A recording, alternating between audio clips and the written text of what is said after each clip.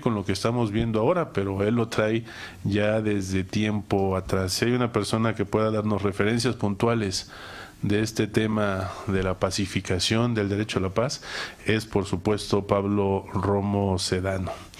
Entonces, para la Comisión Nacional de los Derechos Humanos es un honor contar con su participación el día de hoy. Pablo, ha sido exconsejero académico del Mecanismo para la Protección a Defensores de Derechos Humanos y Periodistas y presidente del mismo consejo. Profesor de asignatura en la Universidad Claustro de Sor Juana, fundador de Casa Xitla, miembro fundador y director e investigador del Centro de Derechos Humanos Fray Bartolomé de las Casas, miembro también fundador del Centro de Derechos Humanos Fray Francisco de Vitoria, asesor de la Comisión Nacional de Intermediación y ha obtenido el grado de licenciatura en Teología por la Universidad de Friburgo, Suiza, y licenciado en Filosofía aquí en nuestro país, en México. Él actualmente es doctorando se le dice, en Derechos Humanos por la Universidad Nacional de Educación a Distancia en Madrid, España. El doctorando es una categoría que puede ser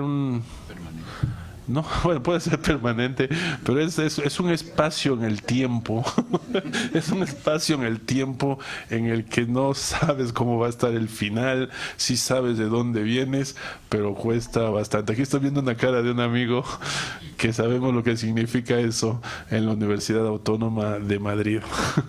Entonces, es muy importante, él ahora sí ya está visorando tierra, eso también es muy importante, ya vio tierra, ya va a llegar, pero es importante porque esta etapa pues es de plena investigación, de plena reflexión, de pleno análisis, así que nos complace muchísimo que esté aquí con nosotros Pablo Romo Sedano y nos va a exponer este tema del derecho a la paz. Nos acompaña también la licenciada María de Lourdes Larrieta, directora en el programa de agravio a periodistas y defensores civiles de derechos humanos. Así que Pablo, bienvenido y te dejamos la palabra. Muchas gracias.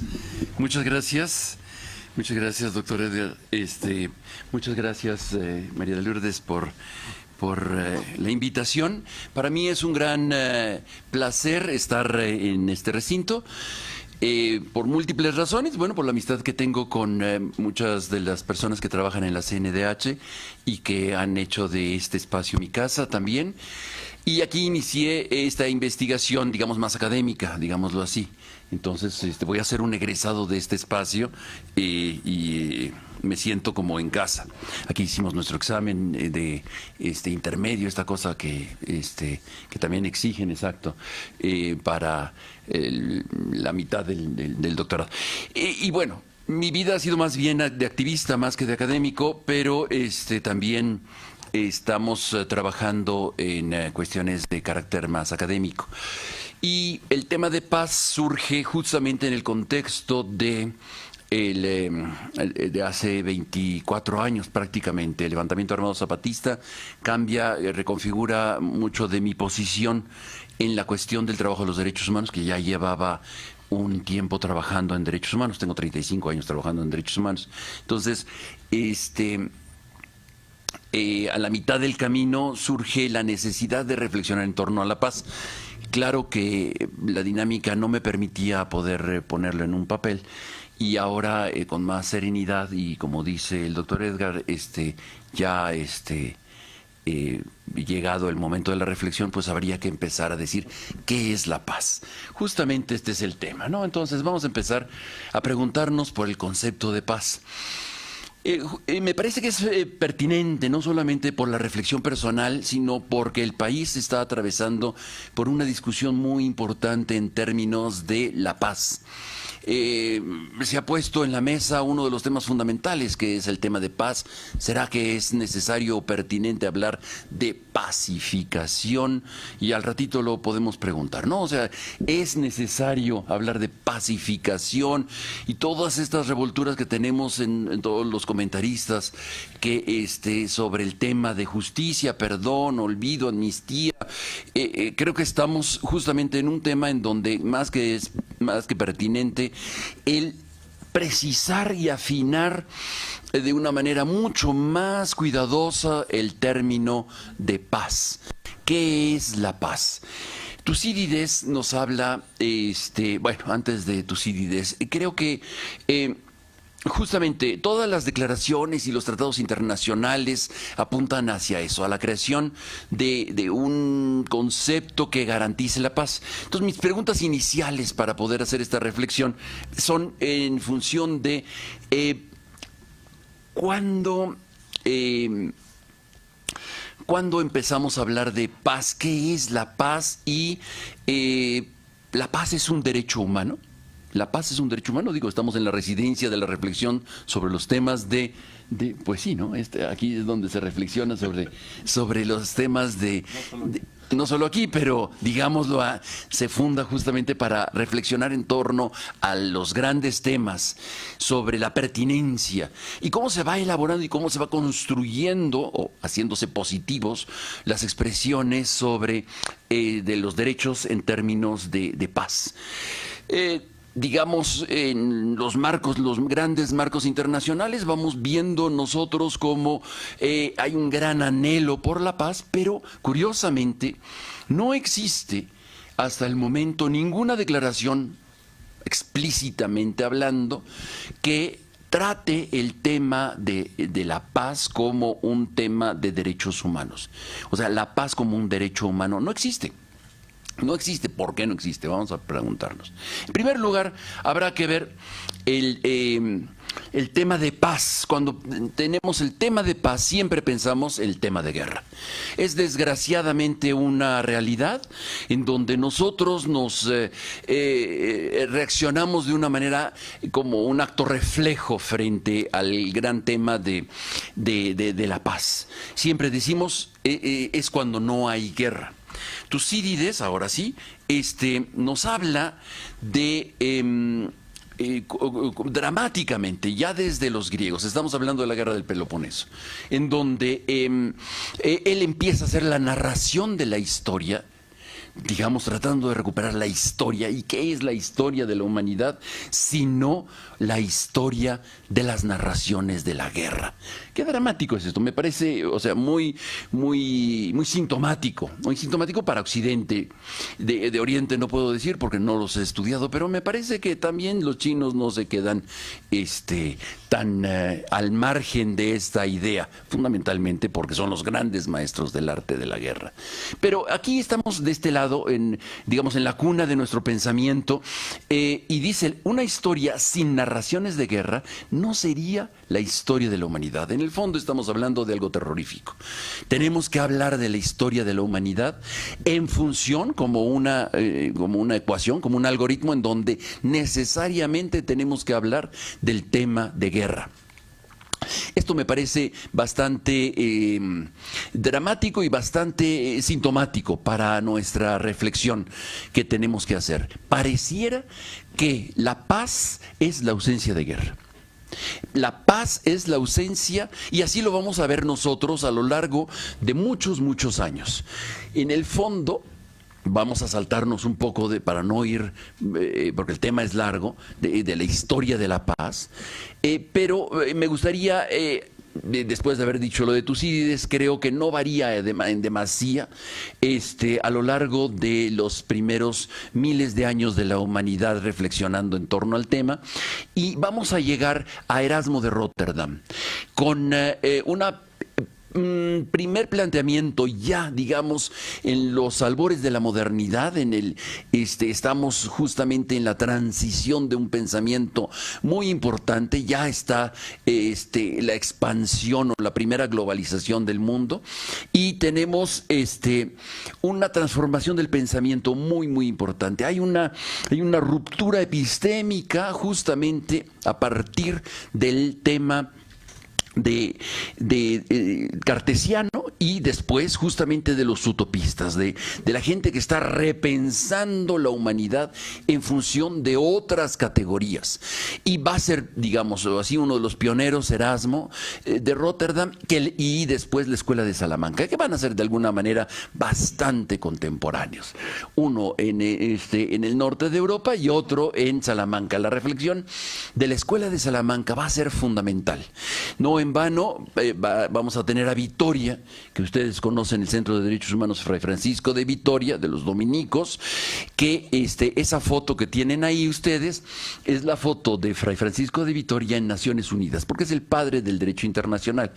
Es decir, empieza una reflexión entre estos intelectuales de Salamanca y en discusión con la ruptura que hay en el momento de la expansión económica también, de la reforma del catolicismo y de las nuevas dudas sobre la distancia entre lo que existirá como el término de la moral, ustedes que le encantan el derecho, y la relación con el derecho mismo, o sea, que empiezan a separarse. Antes se identificaban de alguna manera mucho más cercana la moral y el derecho, y empiezan a separarse por múltiples razones. Calvino, por ejemplo, ¿no? Nos va a ir presentando también este tipo de rupturas en el pensamiento de lo que significa tu concepto de moral y la construcción del derecho. Ahí vamos a empezar a tener grandes dificultades, grandes discusiones, y también vamos a tener delante un mundo nuevo en donde la humanidad se plantea, pues digo, desde si son seres humanos los habitantes de esta parte de este hemisferio, o son como homínidos, pequeños humanoides ahí, que andan por ahí y tienen derechos. En fin, frente a estas grandes discusiones que vamos a tener en el epicentro de Salamanca, la discusión sobre el tema de paz también viene a colación. ¿Por qué? Porque en el fondo es un paradigma nuevo que vamos a tener nosotros delante como convivencia y relaciones de humanidad. El derecho, de alguna manera, estaba normando el status quo, lo que era, lo que se daba por sí mismo, que fue evolucionando de los reyes feudales, de los señores feudales a los reyes, etcétera. Y en este momento hay una crisis de discusión sobre el paradigma de lo que viene, que va a ser en el fondo una nueva concepción que vamos a tener 2 siglos después, que se va a llamar la Ilustración y la ruptura con Kant. Pero en este momento tenemos un nuevo horizonte que lo van a ir planteando de una manera mucho más concreta que digamos, vamos a decirlo de una manera fácil, los teóricos de la Escuela de Salamanca con los prácticos, con los ortoprácticos de este hemisferio, de nuestras Américas. Aquí vamos nosotros a tener a estos ortoprácticos y a estos utopistas que van a tratar de concretar el nuevo paradigma de relaciones de humanidad, ya no solamente en función de su correlato con la guerra. Vamos a tener una nueva manera de percibir la paz. Y por eso vamos a tener gente tan interesante que van a empezar a construir pequeños espacios de utopía. Pequeños espacios como por ejemplo Vasco de Quiroga, como por ejemplo Antonio de Montesinos, y espacios en donde fundamentalmente esta corriente disidente de los dominicos que llegan a América y después de los franciscanos que se van a unir, y al final, ya siglos después, un par de siglos después, los jesuitas, particularmente los vamos a ver nosotros en Paraguay, en las reducciones de los pueblos indios. Vamos a tener estos espacios de la vera paz, que de hecho lo tenemos todavía en Guatemala, ¿no? O sea, ¿por qué se llama vera paz ese territorio? Pues justamente porque intentan generar un nuevo concepto de relaciones humanas, de humanidad, de utopías tópicas, en donde no haya presencia militar y de hecho no haya la colonia. haya una relación con el rey de una manera particular, diferente, y no una relación ligada a la dominación colonial que vino después. Evidentemente, este tipo de expresiones no van a tener, no se van a consolidar. No se van a consolidar porque la ambición y la expansión del imperio va a privar por encima de esta deseo de una relación con la paz. Por eso, la paz va a empezar a tener una serie de tensiones donde se va a empezar a decir sí es posible construir espacios de paz. Y las personas que están reflexionando en torno a cómo es posible que haya menos expresiones de violencia, que los tránsitos de la conflictividad social puedan generarse de una manera mucho más institucional. Kelsen, lo vamos a llegar allá. Pero antes de llegar a Kelsen, vamos a empezar a tener los planteamientos de gente que va a empezar a reflexionar en torno a las nuevas relaciones de convivencia, mucho menos violentas, por decirlo de alguna manera. Después va a haber una gran crítica al respecto. Pero estamos hablando nosotros de los albores de la Ilustración, las discusiones entre las nuevas maneras de gobernarnos. Ahí tenemos, por ejemplo, al príncipe con Maquiavelo, que no es tan malo como nosotros tenemos en la cabeza, ¿no? Pensado. No, en realidad es una manera de poder, pragmática, de poder gobernar en unas situaciones complejas, difíciles y decadentes, en donde ya no había muchas posibilidades de sostener la inviolabilidad y la intocabilidad de la corona, por ejemplo. Entonces vamos a tener nosotros a Voltaire, vamos a tener a Montesquieu, que van a empezar a reflexionar. Ya perdí. Bueno, que vamos a tener... Bueno. Ya está. Que vamos a tener... pongo dos ejemplos nada más, simplemente como para ir armando nuestro discurso, nuestra evolución. No es el tema prácticamente, pero simplemente para decir... La paz es una construcción mental, la paz es una construcción también ideológica, perdón que lo diga tan brutal, pero vamos a ir modificando nuestros conceptos de paz. Nuestros conceptos de paz se van modificando y se van construyendo en nuestra reflexión y en nuestra manera de relacionarnos, de acuerdo a lo que vamos construyendo como sociedades. Esto es importante irlo entendiendo en función, ya estoy optando por una escuela, en función de lo que vamos nosotros a tener más adelante, que es, vamos a decir, la Revolución Francesa viene a decir, tenemos la necesidad de un cambio radical en donde, bueno, con Montesquieu vamos a tener ya la posibilidad de la diferencia de poderes, ¿no? La construcción de poderes diferentes para equilibrar y que sean impares, para que pueda haber un cierto balance. Y empieza una reflexión sumamente interesante que creo que no hay que despreciar, por más que en el momento actual, digámoslo así, no de México, sino antes de Trump, digamos, de la posmodernidad, todavía había una especie como ya de desprecio por la reflexión de la Ilustración, pero que en el fondo nos genera todo un proceso de liberalismo, por decirlo así, en donde el sujeto se convierte en el centro del ser humano, la persona se convierte en el centro de la discusión y cambia los centros gravitacionales de las reflexiones y sobre todo de las residencias de la dependencia con el derecho, por ejemplo, o la moralidad.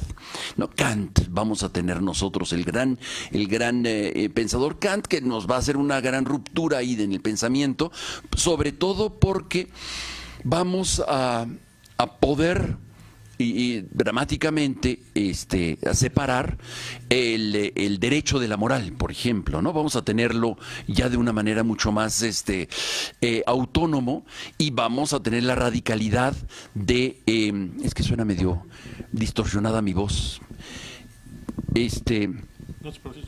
Bueno, pero sí se escucha, ¿verdad? Adelante. Ya me lo arreglaron por ahí atrás, gracias. Entonces vamos a tener nosotros a Kant, que nos va a modificar la manera de aproximarnos al pensamiento, a las relaciones humanas en general, y particularmente quedando la moral en el ámbito más de lo personal, de lo íntimo, y el derecho como una posibilidad en donde la normatividad en las relaciones humanas se puedan establecer de una manera mucho más amplias. Bueno, hay muchas condiciones ahí para poder hablar sobre el tema, que después lo vamos a tener. Pero estamos hablando del tema de la paz. De la paz. ¿Qué es la paz? ¿Dónde nosotros vamos a ir entendiendo? La paz va a atravesar también por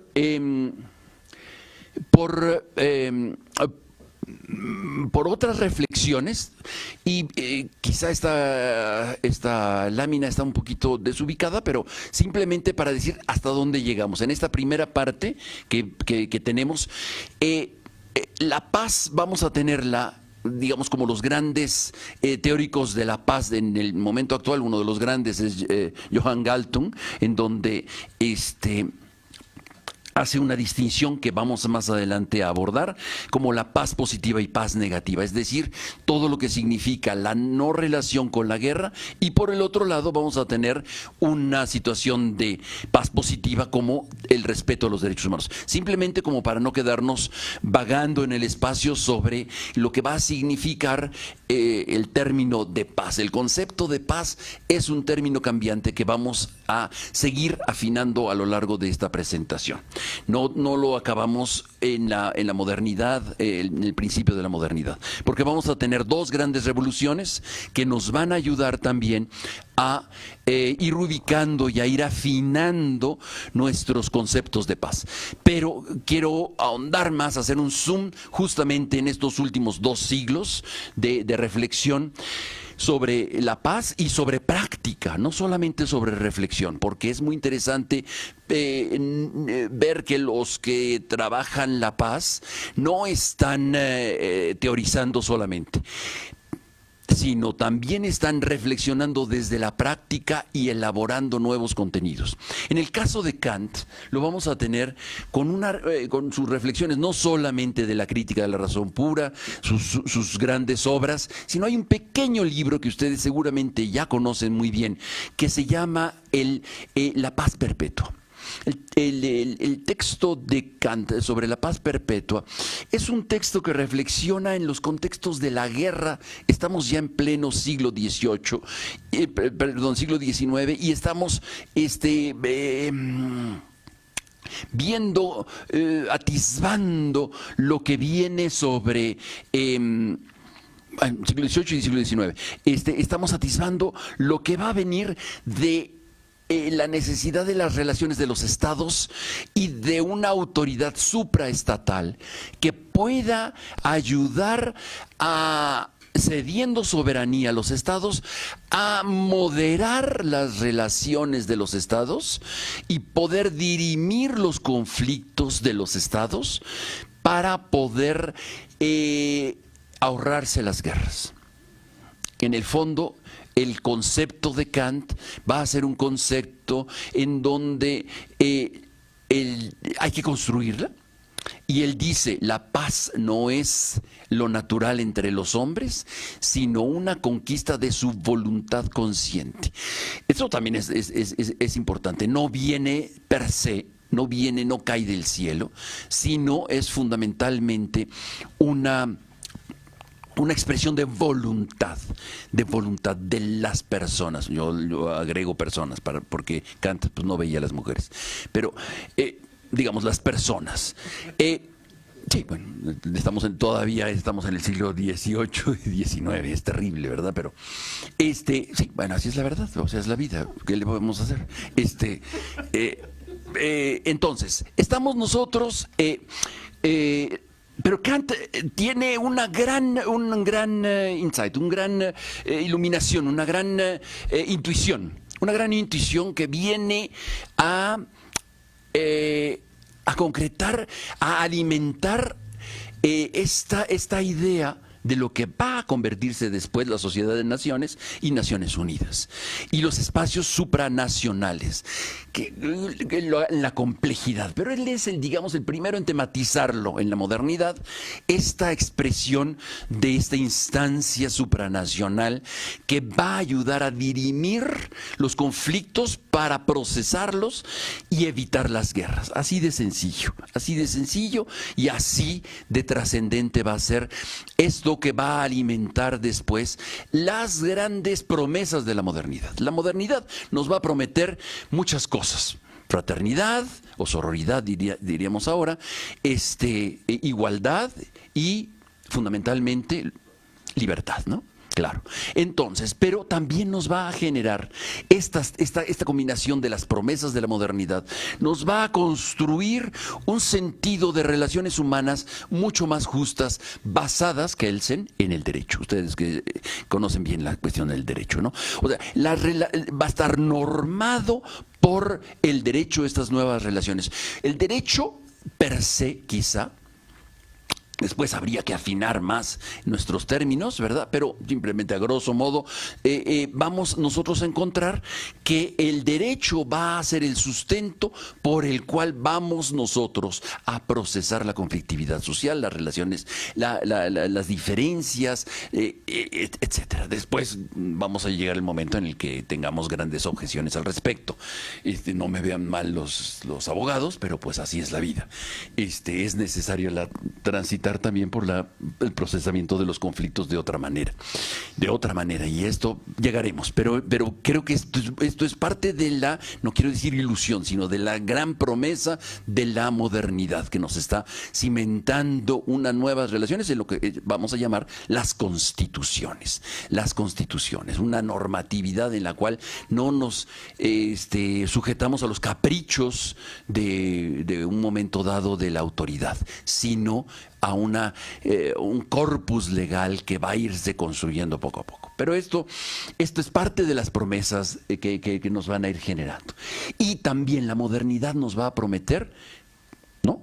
La Revolución Francesa, ¿qué nos promete? Nos promete una sociedad mejor, nos promete unas relaciones mejores, aunque no consideraba en ese momento a las mujeres, por ejemplo, a los niños tampoco, ni a los campesinos tampoco, pero bueno, empezaba ya a haber promesas, empezaba a haber grandes promesas, mucho más consolidadas que las simples utopías que tuvimos previamente. Ya empieza, y después el marxismo nos va también a prometer, ¿qué nos va a prometer? Una sociedad sin clases, ¿no? Como en la UNAM ahorita, en donde bueno, no hay clases ahorita, pero una sociedad sin clases, una sociedad sin explotación del hombre por el hombre, y una sociedad nueva, en donde vivamos todos en armonía y fundamentalmente, regresando a nuestro tema, en paz. En paz. Vamos a tener la paz. Va a llegar la paz. ¿Es necesario hacer la revolución? Los franceses o el marxismo, digamos, clásico, nos va a decir, es preciso hacer una revolución, hay un sacrificio pequeño, ¿verdad? Para poder llegar después a unas relaciones de una sociedad utópica, pero muy tópica, muy localizada, muy establecida. Y entonces empieza, en la medida en que la modernidad no empieza a cumplir, que ya es desde el principio, ¿verdad? O sea, después de que se pasan de la mano la guillotina y empiezan a decir, a ver, un momentito, espérame tantito, empieza a decir, a ver, no va por aquí las promesas de la modernidad no empiezan a ser cumplidas, ya estamos hablando de 1789, ya muy al principio. Pero bueno, vamos a ir teniendo gente que empieza a ser crítico de estas promesas de la modernidad y empiezan a surgir, digamos, puntualmente expresiones de pacifismos. Esto nos va a decir Norberto Bobbio en su libro, que me parece que es muy interesante y recomendable. Vamos a tener expresiones a lo largo de estos 2 siglos, expresiones muy concretas de pacifismos, gente que va a construir la paz. Fíjense bien cómo digo la palabra, gente que va a construir la paz, no necesariamente que va a pacificar. Aquí hay un gran tema. Fíjense bien esto, porque los españoles pacificaron a los pueblos indios a fuego y espada, ¿no? O sea, esta es la diferencia de las palabras. Tómenlo en cuenta. ¿Por qué? ¿Por qué le estoy hablando? Por las cuestiones del contexto de este momento, ¿no? El discurso de pacificación del país tiene mucho que ver con una construcción de la paz de arriba hacia abajo, en lugar de una construcción que se hace desde abajo hacia arriba. Esto va a ser diferente. Pero ya les estoy dando pistas de por dónde la semántica es polisémica, nuestro término de paz. Y vamos a tener vamos a tener muchos acentos en los pacifismos modernos. Uno, el pacifismo institucional, el pacifismo que se construye a partir de las revoluciones, ¿no? El democrático, votando, o si no, el liberalismo, ¿no? A partir de la Revolución Francesa y las necesidades de las reformas estructurales, o el marxismo a partir de una revolución desde el proletariado. Después vamos a tener otros pacifismos que van a ser, en la medida en que empiezan a pasárseles la mano, en el momento de que, bueno, la violencia va a ser necesaria un poquitito y que mueran unos cuantos, ¿no? Los daños colaterales. No, ahí no se usaba esa expresión. Digamos, tienen que morir algunos en función de que venga una sociedad mejor. Hay que guillotinar a los reyes, a los arzobispos, obispos, Hay que después a las clases sociales altas, a los dueños de las empresas y así. Y en la medida en que se va pasándose de la mano esta violencia y es incontrolable y se convierten en autoritarismos, nuevos autoritarismos, entonces empiezan a surgir gente que dice no, la paz se construye de otras maneras. Y vamos a tener una gran mujer que va a ser Premio Nobel de la Paz, por cierto, Berta von Schutter, que es quien va a iniciar lo que después vamos a llamar el pacifismo antibélico, es decir, la reducción de la construcción de las armas. Abajo las armas. El grito de la señora esta, que era una condesa, que sale a las calles con una fuerza y una energía impresionante para decir, no, la vida de la señora Berta es impresionante, muy recomendable. Pero véanlo en función de la intuición de decir, si no hubiera armas, no habría guerras, o al menos no nos estaríamos matando de esta manera, porque empieza ya a haber, estamos a finales del siglo XIX, empieza a haber cosas terroríficas, ¿no? Guerras espantosas, ¿no? O sea, en donde ya empiezan a surgir situaciones en las cuales las armas son tan mortíferas que es indispensable detener la construcción de las armas. Hasta mediados del siglo XIX las armas eran bastante terribles, pero no tan masivas como empiezan a ser a partir de mediados del siglo XIX. Las armas se convierten en un tema fundamental para la paz. Hay que abajo las armas. Y van a ser, estos pacifismos van a construir relatos y nuevos activistas pacíficos que van a decir no a las armas, las campañas de Amnistía Internacional actuales, ¿no? De las armas menores. A mí me cae muy bien esta porque son nuestros amigos que ganaron el Premio Nobel de la Paz el año pasado, en donde está ICANN. ICANN es la organización que está en contra de las armas nucleares, de la proliferación de las armas nucleares. Este concepto de esta corriente o este río que va a nutrir nuestro concepto de paz, que es el río del desarme, sigue todavía muy vigente, todavía en Naciones Unidas, todavía en muchos espacios, ¿no? Gente que se planta contra la Escuela de las Américas, por ejemplo, en los años 70, 80, 90, era un tema fundamental, ¿no? Ahí en la Escuela de las Américas, porque era la escuela de los torturadores, se le llamaba, ¿no? Entonces, alto a la presencia militar, reducción de las armas, de la construcción de armas, etcétera, ¿no? Porque era fundamental reducir las armas, punto. Otros pacifismos. Vamos a tener otras expresiones de pacifismo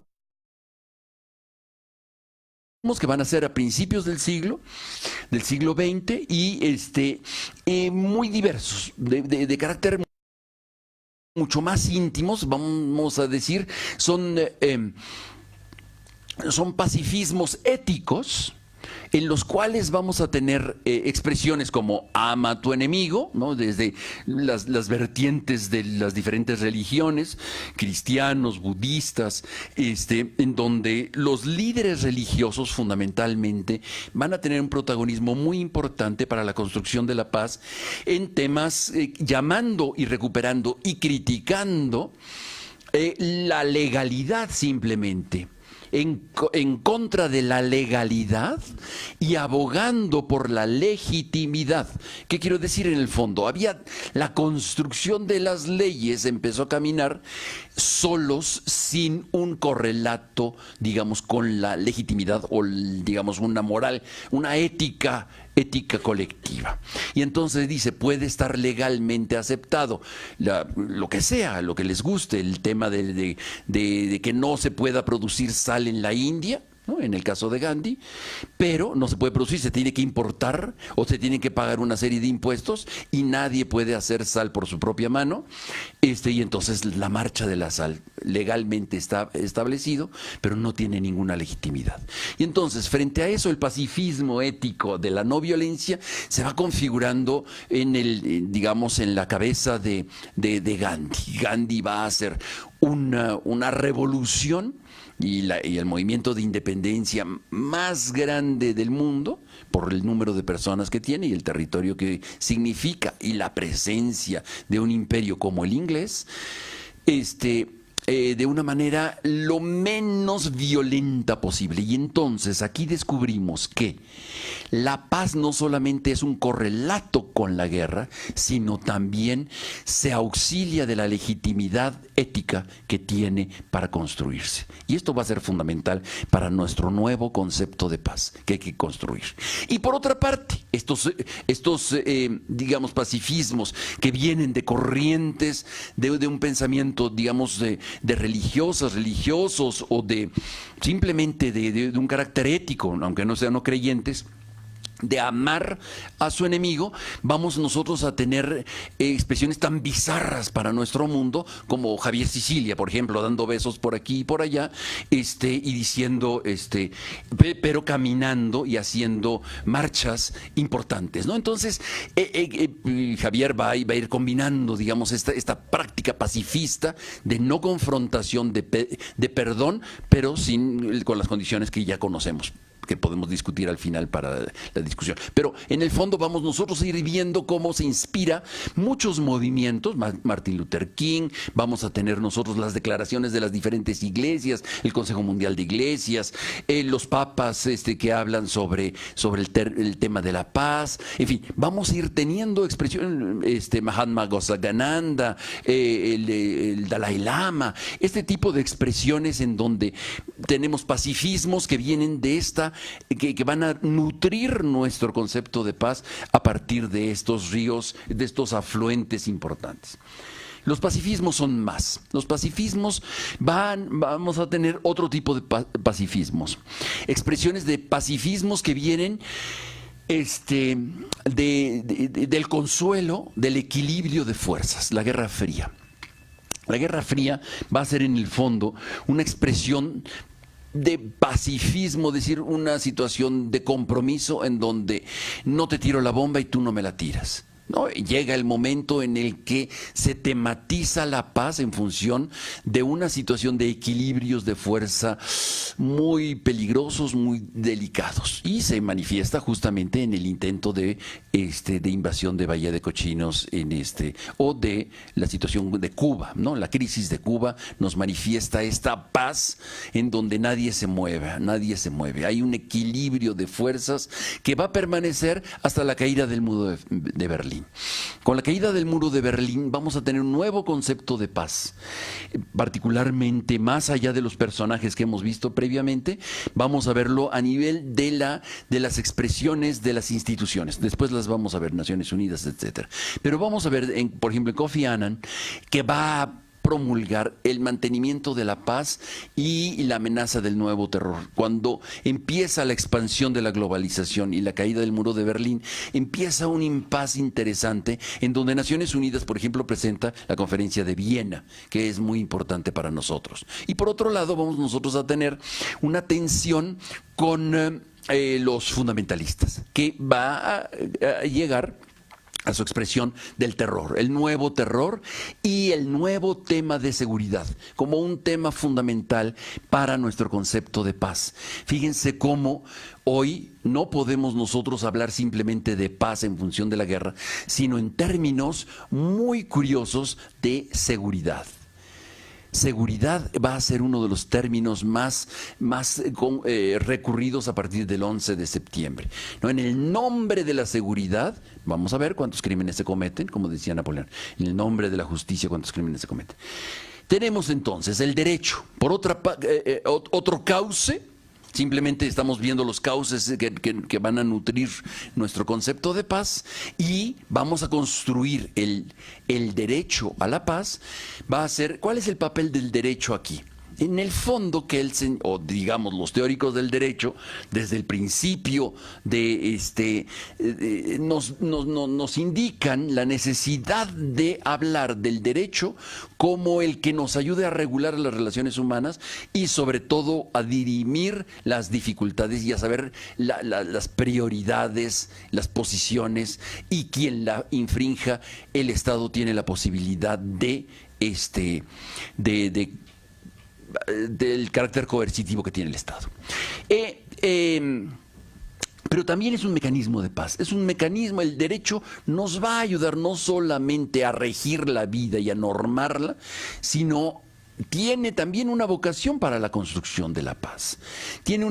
Porque en el fondo las instituciones no se construyen simplemente en principio, salvo los regímenes autoritarios, sino para el bienestar, para unas relaciones nuevas de la sociedad, de la humanidad. Y por eso todo el mundo trabajando en políticas públicas, en incidencia, en construcciones de nuevos reglamentos, de nuevos protocolos, de nuevas leyes, porque apostamos también que los reglamentos, nuevas leyes van a construir unas nuevas relaciones sociales mucho más justas. Faltan muchos otros temas. Por ejemplo, un tema fundamental es la educación para la paz, que la va a empujar la UNESCO. Después vamos a ver algo más. Otro tema importante es la ascesis propia, ¿no? La construcción de una cultura diferente de paz. No nos da mucho la vida para seguir discutiendo, porque ya va a ser el tiempo. Y no quiero saltarme el tema 5, que son los sistemas internacionales para la paz.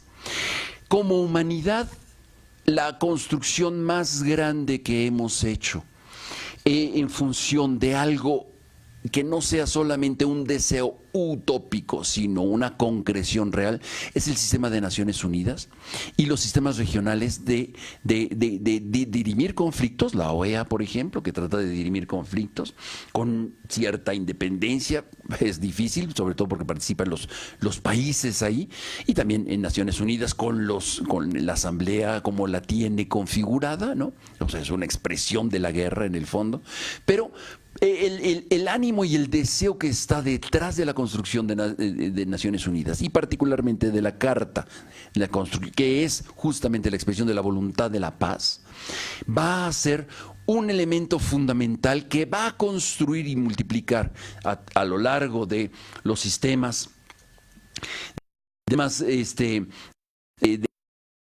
internacionales de las relaciones, ya como humanidad y no solamente como estados, para presionar a estados autoritarios a cambiar sus regímenes, como lo estamos viendo en Nicaragua, como lo estamos viendo nosotros en otros países.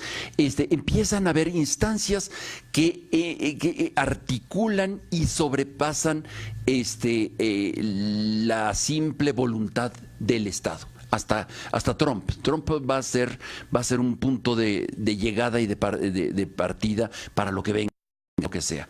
Pero hasta entonces, un deseo, a veces no muy explícito, no con muchas ganas, no con muy buena voluntad, particularmente de los hegemónicos, de los que tienen el poder. Los más pequeños van a decir, sí, unámonos y tengamos un instrumento supranacional que nos ayude a regirnos, pero tenemos aquí esta evolución de las instancias que ustedes conocen perfectamente, ¿no? La Unión Internacional de Telecomunicaciones, la Unión Postal Universal, tenemos en fin, la Sociedad de Naciones, que fracasa en su intento por la paz, y finalmente Naciones Unidas, que logra más o menos sobrevivir a pesar de las hegemonías de Rusia, de China y de Estados Unidos, de Inglaterra, de los grandes países. Y vamos a tener nosotros un sistema en donde vamos a expresar como humanidad mucho de nuestros deseos, que se van a concretar y se van a hacer positivos, digámoslo así, en los derechos humanos, en lo que nosotros conocemos como todo el corpus internacional o los estándares internacionales de derechos humanos. No les quiero aburrir porque ya los veo cansados. Simplemente, ahí están estos sistemas que son fundamentales para nuestra reflexión y para nuestra comprensión de lo que significa la paz. La paz. Entonces, y sobre todo, si es posible construir el derecho humano a la paz. Lo más cerca que hemos llegado ha sido la evolución que ha habido en los últimos, digámoslo así, 12 años, más bien un poco más, 20 años, a partir de la UNESCO. La UNESCO, bueno, aquí hay un primer intento. En los años 60, ustedes conocen muy bien los procesos de descolonización y los derechos de los pueblos. La mayor parte de los países africanos todavía tenían una relación colonial, particularmente con Europa, hasta los años 60. Y empieza un proceso de descolonización y los procesos de independencia dolorosísimos en el contexto también de la Guerra Fría. Esto que no alivia del todo a los países hasta el momento, porque es muy incipiente la construcción de estos países, que son a veces de manera bastante artificial, pero de alguna manera es una expresión de descolonización en cuanto a sus gobiernos, en cuanto a quienes toman las decisiones. No estoy hablando de las economías, que eso va a ser tema de otra presentación, pero ciertamente la descolonización va a ser una inspiración de paz para las nuevas relaciones de muchos países y de muchos habitantes de estos países con el poder, con la relación con el poder. Y por otra parte tenemos la consolidación, sobre todo en los años 90, de nuevas expresiones. La conferencia de Viena va a ser fundamental para dar un ímpetu mayor a la cuestión de los derechos humanos. Y va a ser primero a través de la Comisión y después del Consejo de Derechos Humanos de Naciones Unidas, como se van a ir consolidando muchos de los procesos y de los deseos que globalmente se van a ir presentando. Que falta muchísimo, evidentemente, pero aquí vamos nosotros a construir la parte que, digamos, Galtung ya señalaba, que era la parte positiva de la paz, es decir, todo el respeto de los derechos humanos, que en el fondo va a ser nuestro marco ético construido secularmente a nivel global. Ese es el marco ético desde el cual nosotros podemos empezar a construir la paz. ¿Qué es la paz en el fondo desde la parte positiva? No, es el respeto, la promoción y la garantía de los derechos humanos en su conjunto. Estas expresiones alcanzadas como humanidad, por más que tengan diferencias y dificultades los países, y por más que en muchas ocasiones no lleguemos sino a compromisos entre naciones, finalmente es lo que como humanidad hemos alcanzado positivamente, no como deseo, porque nos falta aún muchísimo más. Se entiende esta distinción, por supuesto. Pero digámoslo así, estamos delante de la construcción de la paz positiva que hemos alcanzado hasta el momento. La paz positiva se construye a partir de ahí. Y la paz negativa es todo lo que significará la no proliferación de armas, la no proliferación de guerras. En el fondo, por más que digamos que estamos muy mal, que es una situación terrible, no tiene ninguna relación, nada que ver. El número, por ejemplo, por decirlo en términos salvajes, el número de muertos que tienen las guerras hoy, al número de muertos que tuvo las guerras en el siglo XX. Nada que ver. nada que, por más que sea súper doloroso el momento actual, no quiero menospreciar el sufrimiento y el dolor de la gente que vive en situaciones y en contextos de violencia con guerras, pero esto no tiene nada que ver en relación con las guerras construidas y desarrolladas en el siglo XX.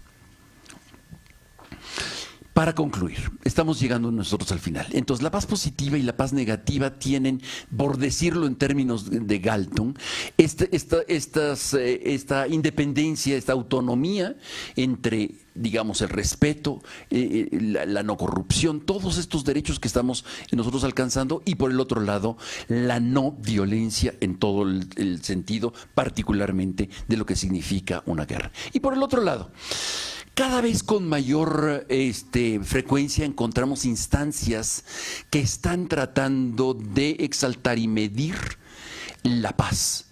Y evidentemente van a ser los ingleses quienes van a empujar esto, aunque los mexicanos, particularmente en la UNAM, hay una serie de documentos muy interesantes sobre que participan en el Global Peace Index, es decir, en este índice global de paz que nos va a ayudar a medir la paz. Imagínense en esta conferencia de no saber claramente qué es la paz, a llegar a decir la podemos medir en números claros. Y esto es muy interesante. El Global Peace Index, tomen nota y revísenlo. Y hay muy particularmente de México, muchos documentos de México. Y ahí se mide la paz en función de aspectos de cuánto está gastando un país para la guerra, para los militares, para comprar rockets, aunque ya no tengamos ninguna guerra, ¿no? Como el otro día que está comprando México estos cohetes y misiles y quién sabe qué. Y cuánto está gastando, cuántos elementos tiene militares, cuánto se está gastando del Producto Interno Bruto para la guerra, y por el otro lado cuánto se está gastando en educación, salud, vivienda, transporte, bienestar, índices de felicidad, etcétera. Se están ya concretando en algo muy interesante y muy curioso, como un ejercicio muy interesante que vale la pena ir pensando. Evidentemente países como Islandia, como Finlandia, como Nueva Zelanda tienen los índices más amplios de paz, mientras que pues México no supera su rank en los niveles bastante mediocres y bajos. Pero bueno, si quieren verlo, lo podríamos ver, lo traigo de hecho aquí en la computadora para que lo vean. Y hay preguntas al respecto. Pero bueno, entonces estamos llegando a este lago, después de estos afluentes de la paz, el lago a principios del siglo XXI, este lago de lo que llamamos paz. Seguramente con el tiempo vamos nosotros a seguir evolucionando en nuestro concepto de paz, porque aquellos primitivos del siglo XXI no estaban considerando otros temas como podrían ser, qué sé yo, ¿no? Lo que vamos viendo nosotros en las próximas generaciones de construcción de derechos humanos, ¿no? Derechos de híbridos o derechos de qué sé yo. No voy a inventar. Simplemente, entonces, podemos decir para concretar aquí. Es decir, hemos a lo largo de esta presentación simplemente hecho aproximaciones a las definiciones de paz. La paz es un anhelo de la humanidad y que en el fondo, en el nombre de la paz, muchas veces se han hecho las guerras. No, o encubres tu ambición y mucha gente va a la guerra, aunque cada vez menos porque los drones lo hacen por uno. Sí, en los países ricos, ¿no? Por ejemplo, ¿no? O sea, en Afganistán, la guerra de Afganistán se está librando con drones de militares que están tranquilamente en Bay Area, trabajando sus 8 horas reglamentarias de laborales. Eso es terrorífico. El concepto de guerra está cambiando radicalmente.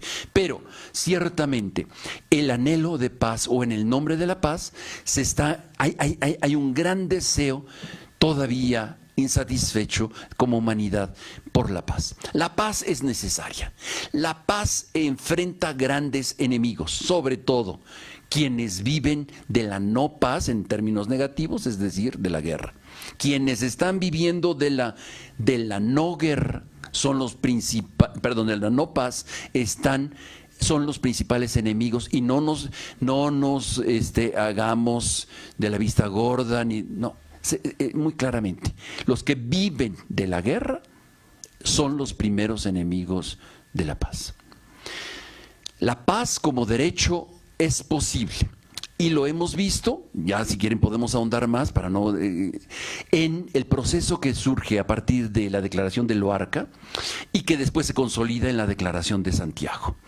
Es muy interesante este proceso en donde un español que ha estado aquí en esta misma mesa hablando del tema hace algunos años sobre el tema de la Declaración Universal de la Paz como derecho humano, en donde conjuga una serie de derechos y donde conjuga también la necesidad y el compromiso de los estados a no hacer la guerra. Estas dos valencias que tiene el mismo concepto de paz.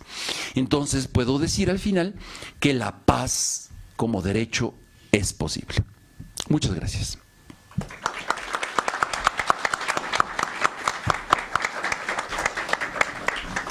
Muchísimas gracias, Pablo, por estas reflexiones. Con este viaje evolutivo, con todo lo que hay, por supuesto que genera bastantes inquietudes, reflexiones. Tenemos unos minutos por si alguien quiere hacer uso de la palabra para comentar alguna reflexión, hacer una reflexión, hacer un comentario. Allá atrás tenemos una mano, adelante. Gracias, Pepe Piña. Solamente una pregunta y es una consideración en términos de que también cambió la idea de ciudadanía. Y entonces los jóvenes, sobre todo los millennials, nosotros nos toca nada más un pedacito, ya son ciudadanos del mundo. Y al ser ciudadanos del mundo, obviamente les afecta de manera directa y natural el asunto de la guerra. Y no solamente la guerra pensada como el asunto violento, sino el asunto de toda la falta de posibilidades para el desarrollo personal. Es decir, no solamente la violencia, sino el que no tengan los elementos necesarios para el desarrollo. En este mundo conflictivo que estamos viviendo, este concepto de ciudadanía global cada vez se está penetrando más. Y entonces tenemos que cuidar a este planeta porque al ritmo que vamos, obviamente puede haber un conflicto mucho mayor. Quizá acumulamos 2 o 3 participaciones. ¿Alguien más que quiera hacer uso de la palabra? Sí. Sí, buenos días. Edgar Torres, compartimos su opinión y ya que estamos aquí en la CNDH, Bueno. sería como una propuesta o comentario de la cultura de la paz, que en un futuro la CNDH, que ha hecho muchas recomendaciones sobre educación y derechos humanos, propusiera una a la SEP para que en un futuro en las escuelas mexicanas se impartiera una materia, debido a que diario vivimos mucha violencia en todos los niveles escolares, tanto a nivel privado como público. Gracias. Qué interesante. Sí. ¿Alguien más de este lado? Y luego de aquel lado. Que se plantea para pues el próximo gobierno. Hablaba de que se está planteando de arriba hacia abajo y no de abajo hacia arriba. Me gustaría que ampliara un poco sobre este tema de la pacificación y si lo ve como un escenario viable para el próximo gobierno. Una última de esta primera tanda, que a la derecha. Mi nombre es Alan Pérez, de aquí trabajador de la comisión, y un poco mi reflexión va en el sentido de que todo el desarrollo que realizaste ahorita va encaminado en cuestión de la paz y de alguna manera de la democracia, ¿no? Entonces, en este sentido, paz, democracia y de alguna manera capital estaría como vinculado.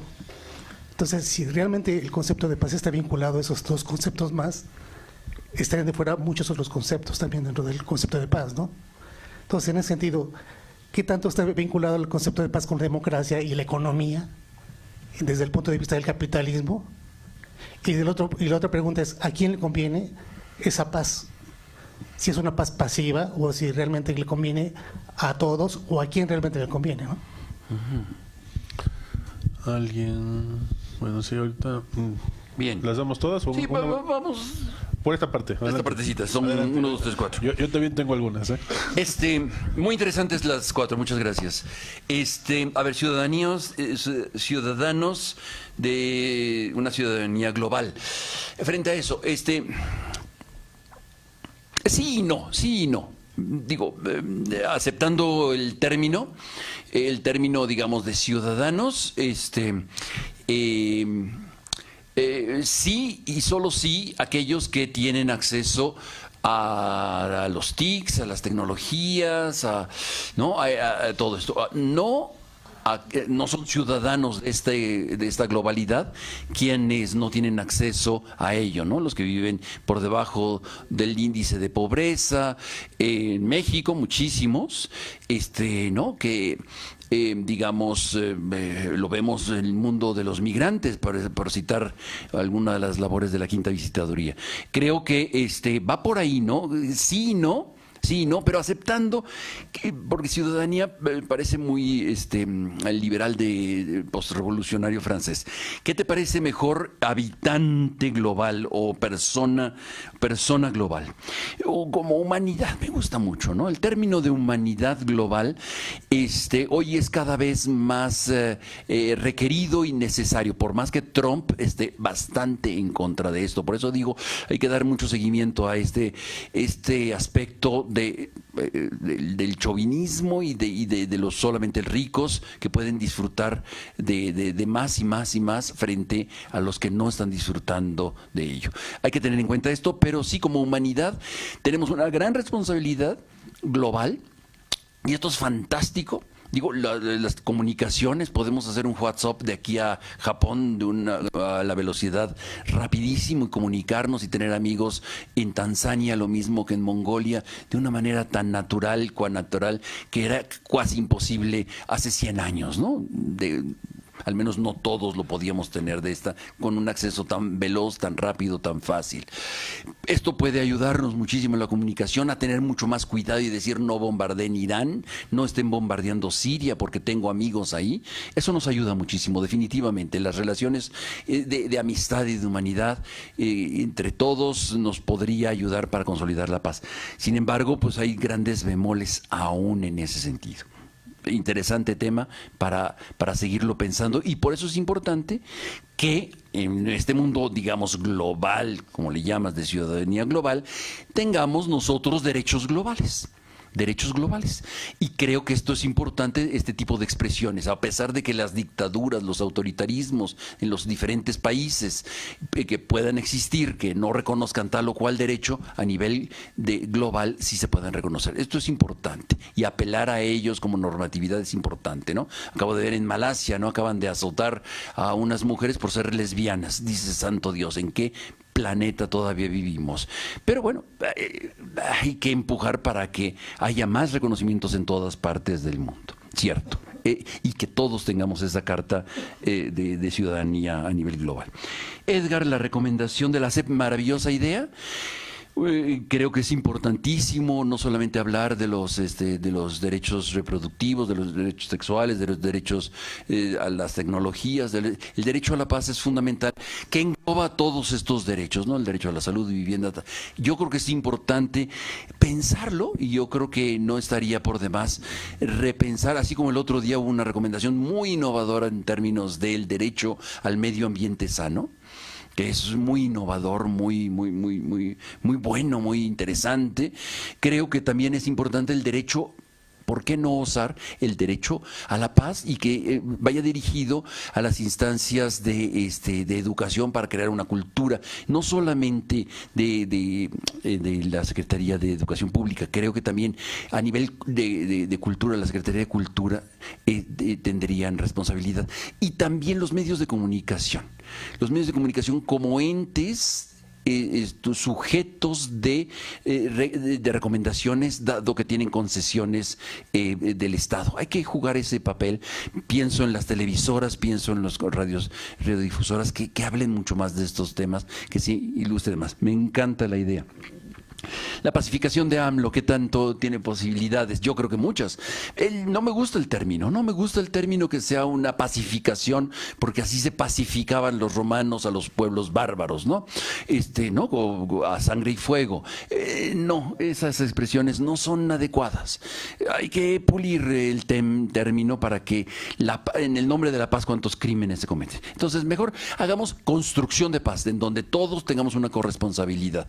Y yo creo que en la medida en que todos seamos más corresponsables del anhelo de paz que necesita este país, vamos a poder construir más estas nuevas relaciones humanas. Definitivamente es indispensable por todos los medios empujar hacia la paz. Creo que hay muchos espacios en los cuales tenemos que ganarnos más estos espacios. Desde nuestro lenguaje, nuestro lenguaje racista, sexista, machista, hasta la manera como disfrutamos la vida. Y creo que la dimensión estética es una redención para la paz. Creo que es indispensable que en la composición que estamos pensando, no solamente de la recuperación de los espacios públicos para la cuestión lúdica, sino también para la cuestión de las emociones estéticas, de felicidad, de alegría, de construcción positiva, de humanidad. Por ahí iría también cultura, pues. Recomendabilísimo. Alan Pérez, la democracia, índice de paz. Sí, bueno, son dos términos muy importantes, definitivamente. Yo te recomiendo el índice de paz. Es muy interesante, muy interesante. Claro, está hecho desde Inglaterra, está hecho para inversionistas, en donde en países pacíficos pues hay que invertir más, en países como México, como Ruanda, como Burundi, pues mejor que se vaya la inversión. Sí está diseñado esto para los inversionistas, digamos, para los que meten su dinero en los países. Pero también nos tiene que generar un aliciente. Evidentemente me vas a decir tú, el modelo de desarrollo neoliberal capitalista es violento. Pues sí, definitivamente, violento cuando excluye, definitivamente. Todo modelo económico que excluya y que genere una competencia tan brutal como las que vemos, en lugar de una colaboración, ¿no? Definitivamente es violento y tenemos que ser súper críticos de esos aspectos. Pero necesariamente también es importante considerar cómo hacer estas transformaciones de esos paradigmas económicos en modelos de mayor participación. Estamos viendo cómo la concentración de la riqueza se está acelerando cada vez más. El día de hoy la noticia es Amazon, es la segunda empresa que rompe la barrera de los billones, ¿no? Que es superbillonaria. Dices, ¿no? ¿Cómo es posible? Esto está sucediendo en cuestión de 20 años de neoliberalismo, de las aplicaciones del neoliberalismo. Sí es criminal. La concentración en muy pocas manos de la riqueza, lo dice el informe de este informe de... Ahorita me voy a recordar de este informe. Es un informe que habla sobre la desigualdad de esta ONG española, Oxfam, que hace un informe sobre la desigualdad. Es brutal. Creo que es un modelo económico que nos está llevando a la separación y a la violencia y al rencor, evidentemente. Necesitemos que repensar también por ahí eso. Pero evidentemente necesitamos todos comer. ¿Cómo comer? Todos. Tenemos que seguir discutiendo. Es un componente de paz fundamental. No solamente la austeridad, que es mucho. Combatir la corrupción es importantísimo, ¿no? Pero también la construcción de modelos económicos nuevos o novedosos, de mayor participación y de mayor colaboración y menos competencia. Sí, definitivamente. Y democracia, sí. Como lo estamos entendiendo con los bueyes que tenemos ahí que arar. Sí, ¿no? O sea, los partidos políticos me refiero. Con eso se hace la democracia, no se hace en el aire y participando. Abusando de Pablo, ¿alguien más quería hacer uso de la palabra? Allá hay uno y luego se... Es muy académico el término. Pedro Flores, una pregunta. Mencionaba que, para la construcción, al alcanzar la paz, a veces es necesario utilizar este mismo concepto como un fin para lograr ciertos medios. Pero, por ejemplo, ¿qué sucede? Y me gustaría saberlo, cuando se utiliza la paz como, digamos, una excusa para lograr las sociedades y la dignificación de las personas, sobre todo cuando se proponen modelos de restricción o de minimización a los derechos, como puede ser la justicia, la reparación, la verdad, y a la luz de estas reflexiones que usted hacía de una construcción epistemológica de la paz, como la garantía, protección y respeto a todos los derechos humanos. Entonces, de cierta forma sería, en cierto modo contradictorio decir que la paz alcanza o tiene por objetivo la protección y respeto de todos los derechos humanos, cuando a veces tienen que restringir pues justamente la justicia y a la luz de, por ejemplo, de modelos de amnistía, ¿no? Y esto se vuelve relevante sobre todo cuando ha habido sentencias en la Corte Interamericana donde prohíbe en algunos casos la amnistía en su concepto total y amplio, pero en otros lo permite a la luz de modelos de justicia transicional como en Colombia, ¿no? Claro. Entonces, bueno, me gustaría conocer su punto de vista en este aspecto. Gracias. ¿Alguien más quiere hacer uso de la palabra? Si no es el caso, mientras lo piensa, imposible no hacer uso de la palabra. No, primero agradecerte por esta exposición que desde luego nos introduce al tema y nos lleva también por otros caminos. Esos afluentes que llegan a la laguna o finalmente forman algo ya más en conjunto, pues tiene todavía otros afluentes más en todo ese camino. A lo mejor no escuché una primera o se dejó de lado o seguramente forma parte de la investigación la referencia a Hugo Grocio. Yo creo que una de las obras principales en donde hace ese contraste que estás haciendo tú, pues es el derecho de la guerra y de la paz, visto obviamente en una determinada época, con ciertas reflexiones. ¿Hay un derecho a la paz? La pregunta sería, bueno, pues había un derecho a la guerra justa con lo que significaba, pero bueno, ahí yo creo que ya tenemos un diálogo más directo en esa situación. Eso por parte de Hugo Grocio. Hay otro momento en que señalas muy bien, y eso los que estudiamos ya de lleno derecho, pues es una de nuestras principales cuestionamientos. ¿Cómo distinguir la moral y el derecho?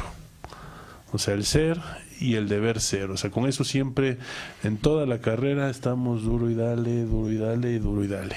Pero hay una expresión reciente que conoces muy bien, la constitución moral. La constitución moral. O sea, por un lado estamos viendo en ese análisis que tú nos haces esa diferencia, pero de repente hay una unión, se quiere ver una unión entre la moral y la constitución. Totalmente. Y querer cambiar muchas cosas más. Ahí a mí en cierta manera me asusta la moral y la constitución, porque insisto, eso es algo que hemos estado viendo y que no es tan sencillo de unir, o qué es lo que se quiera, la moral a través del derecho, pero bueno, a lo mejor ahí las reacciones que hay son completamente diferentes. Un derecho moral tiene unas consecuencias muy, muy, muy fuertes. Y es, en verdad, ese un derecho.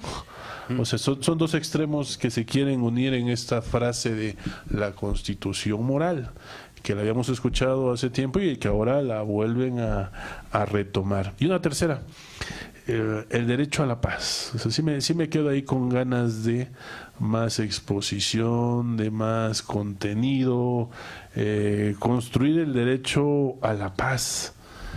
Pues sí, hay un premio Nobel de la Paz, hay referencias de la paz, pero construir un derecho a la paz, ¿cuál sería su presupuesto? Porque el que sí tenemos y que nos lo agarramos más fácilmente es un derecho a la no violencia.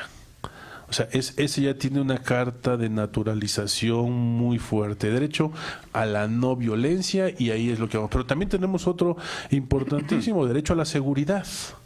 Y estamos hablando de violencia, de seguridad, pero entonces me faltan las etapas de no violencia, de seguridad, y cómo llegar al derecho a la paz si hay ciertos grados anteriores. Entonces, ¿cuál sería el presupuesto del derecho a la paz? En un estado natural de cosas, ¿tenemos que exigir el estado natural de cosas, o volvemos a la pregunta inicial? Para reclamar un derecho a la paz significa que debe de haber algo malo, algo incorrecto, Por eso las expresiones del derecho a la no violencia lo está señalando la violencia en sí y no violencia, pero el derecho a la paz, ¿cuál sería su presupuesto y su construcción? Porque ahí yo creo que sería el punto fundamental. ¿A quién va dirigido? ¿A quién se lo exigimos? ¿A quién se lo exigimos y en qué términos? Si es un derecho, el derecho se exige. ¿Y cómo se lo exigimos y cuál sería el cumplimiento de esa exigencia? No es lo mismo el derecho a la seguridad, en donde sabemos cuáles son las instituciones que están y qué es lo que deben de jugar. O sea, hay un entramado ahí de construcción cuando se habla de un derecho humano a la paz. O sea, algo se debe construir y algunas consecuencias debe tener. Son en realidad reflexiones que te pongo nada más sobre la mesa. Fantástico, fantástico. Me parecen muy interesantes y muy ricas y nutritivas para nuestra discusión y nuestro estar pensándole. Mira, para responder a nuestro colega sobre el término de la paz, como lo dije desde el principio, la paz es un constructo ideológico, digamos, una expresión racional. Si no tenemos una definición estricta, exacta, clara y distinta, puede ser utilizada, ¿no? Entonces, en el nombre de la paz se pueden hacer muchas cosas. Díaz Ordaz hace 50 años, en el nombre de la paz, masacra a estudiantes, ¿no? Para conseguir la paz. Y también ahora, ¿no? O sea, hay muchas justificaciones en el nombre de la paz. No, por eso digo siempre en el nombre de la paz, en el nombre de la justicia, en el nombre del derecho, cuántos crímenes se cometen. Definitivamente esto es en la medida en que no tengamos una claridad clara y distinta, o sea, enmarcada en una definición perfecta sobre la paz. El problema es que la paz va evolucionando en su discurso, por eso fue toda la presentación. Vamos evolucionando en nuestra manera de comprender la paz. Lo último, digamos así, que podemos decir nosotros de componentes de paz es todos los aspectos de derechos humanos que engloban la paz y por otra parte todos los aspectos de no violencia y transformación positiva de conflictos, digámoslo así. O sea, la no violencia y no alimentar la guerra y la violencia. Eso sería en pocas palabras. Y entonces, puedes hacer un discurso en el nombre de lo que quieras, en el nombre de los derechos humanos, yo represento los... En fin, una cosa es el término y no por ello, pero hay que precisarlo, irlo precisando, afinando, para no utilizarlo en sentido contrario de lo que uno quiere. Y por lo pronto, y por supuesto, también así como el concepto de amnistía, ¿no? Amnistía no es necesariamente perdón. Estamos hablando, cuando se habla de estos temas, estamos hablando dentro de un muy acotado espacio de comprensión de justicia transicional, con límites, con claridades de definiciones muy exactas, muy precisas, que se han desparramado con los comentaristas que lo mismo comentan de la NFL que de la justicia transicional, ¿no? Y son expertos en los dos temas. Entonces estamos perdidos frente a eso, ¿no? Entonces, las precisiones exactas, claras y concisas son las que nos van a ayudar para poder, primero, tener un discurso claro, no equívoco, y por otra parte aterrizar en cosas muy específicas, que es lo que va a suceder en el país. Pues esperemos que los hay expertos ahí. Ahora, con respecto a las tres preguntas del doctor Corso, es todo un tema el derecho de la guerra, el derecho de la paz, no solamente en Hugo Brocio, sino fundamentalmente los medievales estaban preguntando en torno a esto. Santo Tomás habla del tema de la guerra justa. Y el discurso, digamos, cuando la moralidad o lo moral y el derecho no estaban tan separados, y entonces la Iglesia manda a las cruzadas en el nombre de una buena causa, hasta niños, ¿no? Entonces mandaba a la guerra justa. Y no solamente la Iglesia Católica, o sea, los grandes sistemas morales o religiosos que están muy imbricados con el derecho, o que es lo mismo y no hay una separación, mandan al yihad, ¿no? a las guerras santas. Hay guerras santas, hay guerras justas, hay guerras que son bendecidas por un colectivo moral que garantiza que Dios está presente. Y una cosa terrible, ¿no? O sea, cuando termina una guerra y uno mata a mucha gente, lo decía Bobbio en su discurso, bueno, cuando mata a uno poquitos, pues no hay tanto, pero cuando uno mata a muchos, pues hay que hacer hasta un Te Deum en una lengua diferente, ¿no? En un recinto sacro para poder recibir a nuestros héroes. Y siempre los héroes pasan por la calle recibiendo la guirnalda de la victoria y las sacerdotisas, los sacerdotes, los ministros seculares los reciben con gloria. ¿Cómo acabar con esto? Es muy difícil. Tenemos bastantes siglos con esta concepción de Tucídides. Es indispensable acabar y desmontar el discurso. Definitivamente hay que deconstruir nuestros conceptos de guerra, particularmente los empezamos a deconstruir cuando ya somos capaces de destruirnos como humanidad. En el momento que empezamos, desde la guerra de Magenta a la fecha, empezamos a descubrir que nos podemos destruir como humanidad.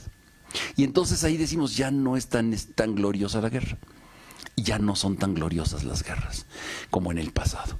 Digamos, en términos de hay una criticidad muchísimo más grande y mucho más amplia para consagrar y hablar de guerras justas, hablar de...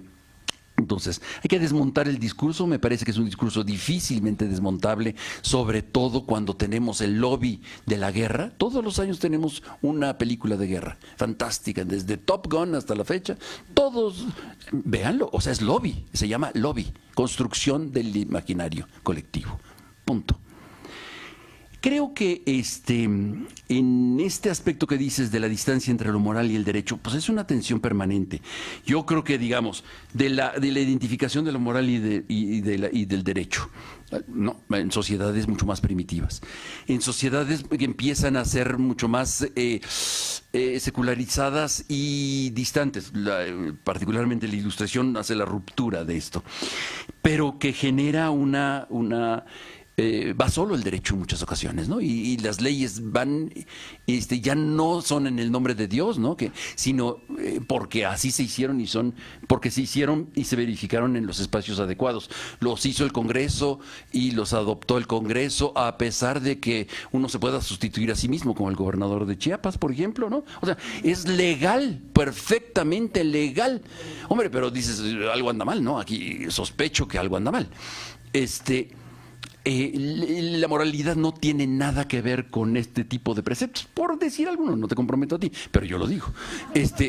Yo lo digo, o sea, hay algo sospechoso en muchas de las leyes positivas que tenemos. Mucho de sospechoso. Por ejemplo, la que vamos a impugnar y que todos estaremos de acuerdo para que no haya problema, la ley de seguridad interior, por ejemplo, ¿no? O sea, es legal, está aceptada, está publicada. No tiene nada que ver con la moralidad, tiene que ver con un pacto político y se positiviza, punto. Y creo que hay una nueva tercera posición mucho más actual, en donde estamos buscando la hibridez, esta necesaria correlación del derecho con lo ético. Y cada vez más no basta lo legal, sino tiene que ser legítimo y tiene que ser éticamente aceptada por la comunidad. Y esta es la gran discusión que creo que tendríamos que reflexionar ahora en el presente. Me genera muchas dificultades pensar en esta constitución moral. Yo creo que les daría a los escritores de la constitución moral, diría, quítenle lo de los dos nombres. Somos muy delicados a los nombres, ¿verdad? Pero cuando somos académicos, pues hay que tener mucho cuidado con los nombres. Ni constitución ni moral. Yo diría, el corpus de los derechos humanos, establecidos internacionalmente como aceptados como anhelos, ese es nuestro marco ético desde el cual nos debemos de mover. Y al que hemos llegado como humanidad. De lo contrario, parece muy campestre, muy rupestre esta búsqueda de lo moral. No me gusta. No, hay algo que me suena a pesa, algo que me suena a algo raro. Entonces, creo que tenemos que llegar nosotros a encontrar que nuestro marco ético como humanidad Independientemente de las creencias religiosas, que puede ser por encima, más allá de estos temas, pero el mínimo, nuestro suelo desde el cual nos debemos de mover es el marco hasta donde hemos llegado en las expresiones de los derechos humanos, en todos, ¿no? Imbricados, o sea, no separados, no divididos, como son los derechos humanos. Creo que este es el gran triunfo, es nuestro gran trofeo como humanidad que hemos logrado. Creo que bien vale la pena tenerlos como referencia de eso que yo estoy entendiendo como constitución moral. De lo contrario, vamos a ver qué sale. Puede ser muy peligroso también. Derecho a la paz, a la no violencia de sujetos. Ah, sí, pues, ¿cuáles son los contenidos? Mira, los contenidos digamos, del derecho a la paz que se están discutiendo desde hace ya varios años, están evidentemente en el sentido, digamos, del carácter positivo, positivo, serían a los derechos humanos, a la paz, a saber, el derecho a la educación, el derecho a la seguridad humana, el derecho a un entorno sano, seguro, el derecho al desarrollo de a un medio ambiente sostenible, a la desobediencia civil y objeción. Esto es fundamental, tómenlo en cuenta para la paz. La paz no se puede construir solamente sin que haya desobediencia civil y objeciones.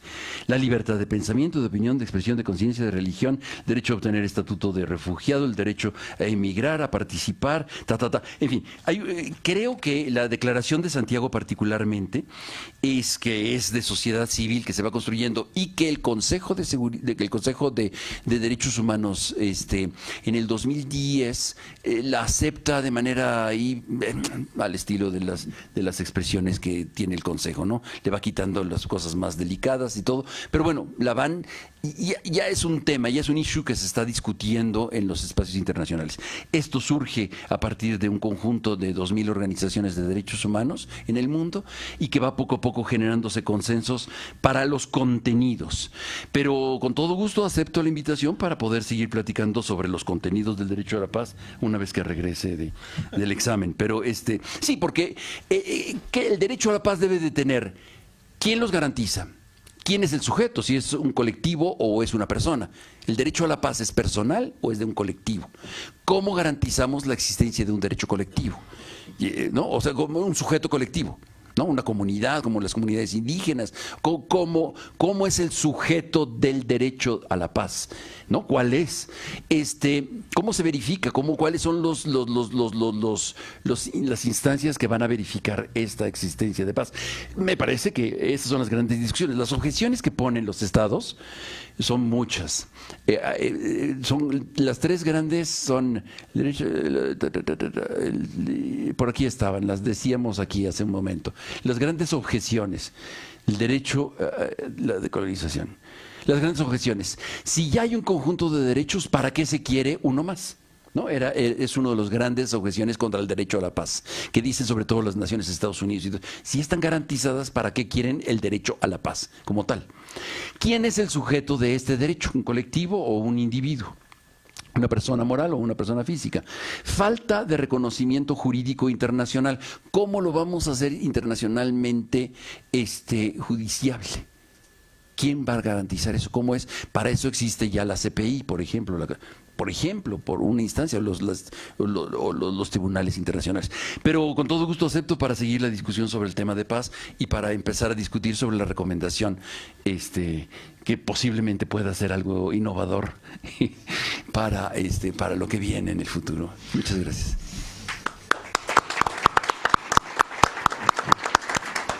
No, gracias a ti, Pablo, por acompañarnos esta mañana y por darnos las reflexiones sobre este tema, que sí hay que seguirlo construyendo, hablando y ver hacia dónde va caminando. Te agradecemos muchísimo, gracias a ustedes por estar aquí con nosotros en esta ocasión, gracias a la licenciada María de Lourdes Larrieta por acompañarnos. Con esto tenemos esta actividad. Muchas gracias y hasta luego. Muchas gracias.